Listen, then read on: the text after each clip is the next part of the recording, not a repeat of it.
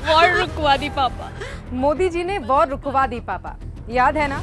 लेकिन मोदी जी से लीकेज नहीं रुकता। जितनी परीक्षाएं होती हैं सब में पेपर लीक भी वो हद पार कर चुकी है जहां शिक्षा मंत्रालय की जगह परीक्षा मंत्रालय और एनटीए को डायपर भेजा जा रहा है। जी हां, ये मोदी की सरकार है। यहाँ सर्विस कमीशन के पेपर लीक होते हैं, 10वीं 12वीं के पेपर लीक होते हैं, दरोगा भर्ती, शिक्षक भर्ती का पेपर लीक हो जाता है, नीट का पेपर लीक होता है और अब एनटीए के संरक्षण में नेट जेआरएफ का पेपर भी लीक हो गया है।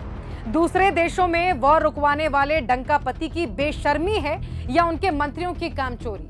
देश को बताना होगा पेपर लीक से किसे फायदा मिलता है, पेपर लीक से किसकी कमाई हो रही है। क्या पेपर लीक का कमीशन प्रधानमंत्री कार्यालय यानी कि पीएमओ तक भी पहुंच रहा है? अगर हाँ, तो प्रधानमंत्री देश के युवाओं के साथ इतना गंदा मजाक क्यों करते हैं? अगर पेपर लीक में मोदी जी का हाथ नहीं है तो वो इसके खिलाफ कड़ा कानून क्यों नहीं बना देते? ये देश का दुर्भाग्य है कि यहाँ के युवा अपना समय खराब करके, पैसे खर्च करके परीक्षा देने जाते हैं, लेकिन जब लौट के आते हैं तो पेपर लीक होने की सूचना उनके पास पहुंच जाती है। युवाओं का दुख आप समझ पाएंगे क्या? अगर समझ रहे हैं तो इस्तीफा क्यों नहीं दे देते हैं?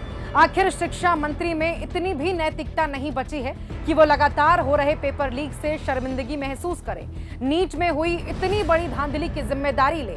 यदि केवल पिछले 5 सालों के पेपर लीक का रिकॉर्ड देख लिया जाए तो लगभग 15 राज्यों की कम से कम 45 सरकारी भर्ती परीक्षाओं का पेपर लीक हुआ है। इससे उन सभी 1,40,00,000 अभ्यर्थियों पर बुरा असर पड़ा है जो सरकारी नौकरी की तैयारी कर रहे थे। लेकिन ये महज आंकड़े हैं। मोदी की सरकार में ना नैतिकता है ना सदाचार। इनके आंख का पानी सूख चुका है। पूरा देश पेपर लीक से त्रस्त है। नरेंद्र मोदी मेलोनी के साथ रील्स बनाने में व्यस्त है।